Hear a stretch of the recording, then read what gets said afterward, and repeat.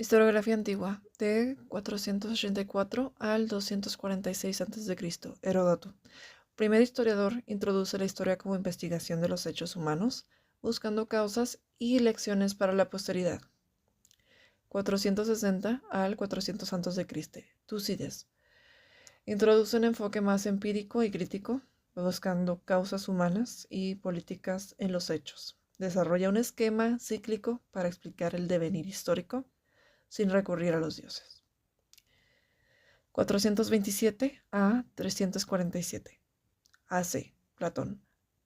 Aún sin ser historiador, sus teorías sobre el ciclo de los regímenes políticos influyeron en la interpretación filosófica de la historia.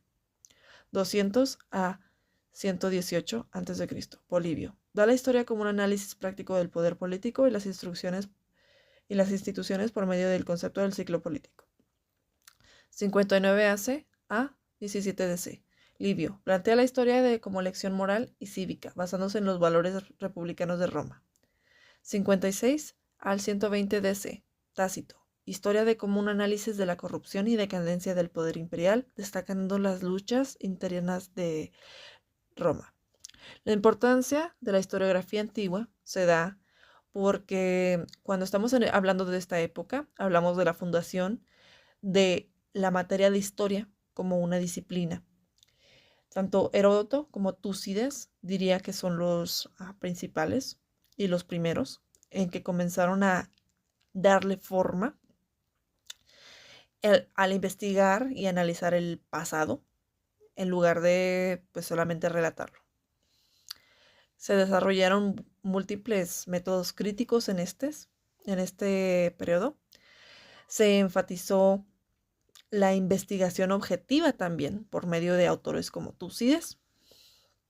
Tuvo una influencia filosófica, como ya se dijo, Platón no fue historiador, pero tuvo una influencia muy fuerte que proporcionó una base teórica para entender la historia como en términos de ciclos o regímenes políticos.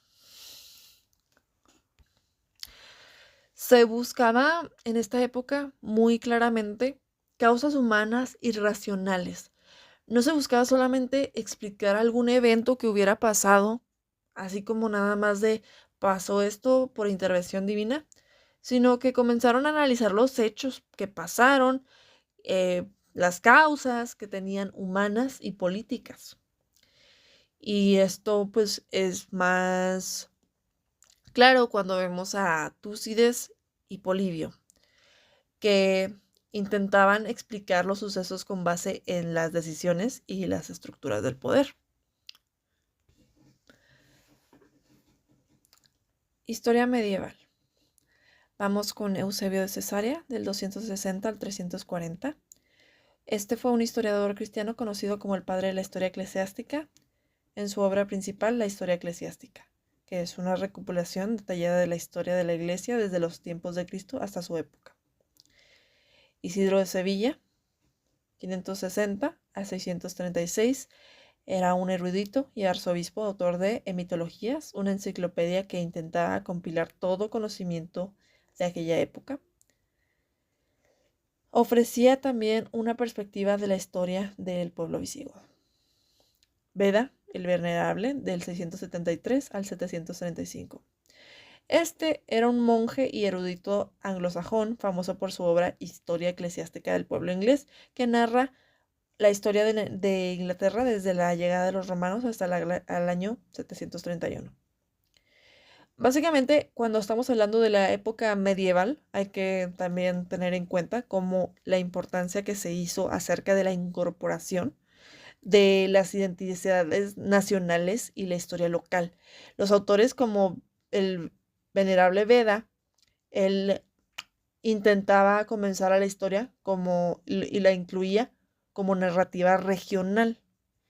Él escribió la historia de Inglaterra desde la perspectiva de su gente, de su pueblo, lo que es un precedente para la historiografía nacional. Él promovía fuertemente la identificación nacional. También en esta época se ve fundación de la historia, de la historiografía cristiana, porque pues estos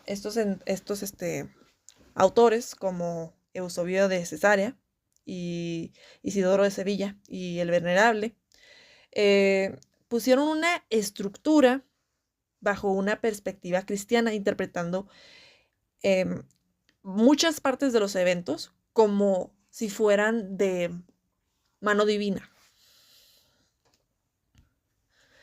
El Renacimiento. Hay que hablar acerca de Francesco Guicciardini, de 1483 a 1540, que escribió la historia de Italia. En esta se analizan los eventos políticos de su tiempo y se cuestiona la interpretación providencialista, sentándose bases para el enfoque más crítico. Después, en el siglo XVI, hubo un impacto en la historiografía por el surgimiento de críticas a la Iglesia Católica que se llevaron a nuevas formas de entender su historia, donde ya se separaba la historia religiosa de la política. Después la Revolución Científica en el siglo XVII, con pensadores como Bacon y Descartes, que cuestionaban la fiabilidad de los relatos históricos. Ilustración, siglo XVIII. Montesquieu, 1689 a 1755. En El espíritu de las leyes introdujo el análisis comparativo de sistemas políticos, enfatizando la importancia del contexto cultural y geográfico.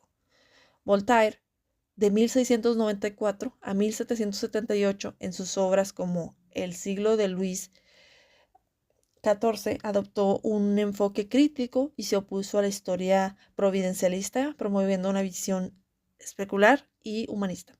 Defendió la idea de que la historia debe reflejar un espíritu de época. Rousseau, de 1712 a 1778, con su Contrato social, influyó en el pensamiento político, enfatizando la evolución de la sociedad a partir de estado primitivo. Después, la Revolución Americana y Francesa, también en el siglo XVIII, pasó y tuvo una gran influencia en la historiografía, porque tenía muchas ideologías de progreso y básicamente lucha por libertad y la igualdad. Después nos vamos al siglo XIX con el desarrollo de la historiografía moderna.